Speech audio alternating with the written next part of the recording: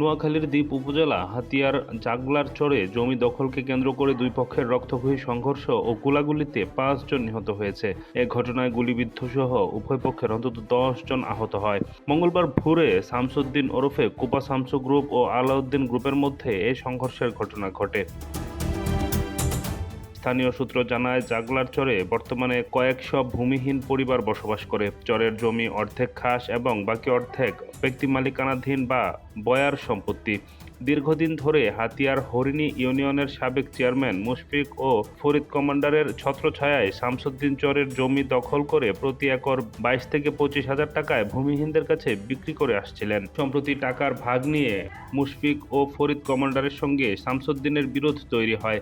এরই জের ধরে মঙ্গলবার ভোরে মুশফিক ও ফরিদের পক্ষ হয়ে আলাউদ্দিন, শীর্ষ ডাকাত কাওয়া কামাল ও নিজাম মেম্বারের নেতৃত্বে ২০ থেকে ২৫ জন সশস্ত্র সন্ত্রাসী চর দখলে যায়। জাগলার চরে জমি জমার দখলকে কেন্দ্র করে আলাউদ্দিন বাহিনী এবং শামসু বাহিনীর মধ্যে একটা সংঘর্ষের ঘটনা ঘটে। এতে ৫ জন নিহত হয়। আলাউদ্দিনের মৃতদেহ সদর হাসপাতালে এই মুহূর্তে আছে, আর বাকি ৪ জনের মৃতদেহ ওখান থেকে পুলিশ উদ্ধার করে হাতিয়া থানার দিকে নিয়ে যাচ্ছে। আর একজন আহত পাওয়া গেছে, আহতকে চিকিৎসার জন্য হাতিয়া হাসপাতালে প্রেরণ করা হচ্ছে। আর আইনশৃঙ্খলা বাহিনী ওখানে মোতায়েন আছে এবং গ্রেপ্তারি অভিযান চলছে।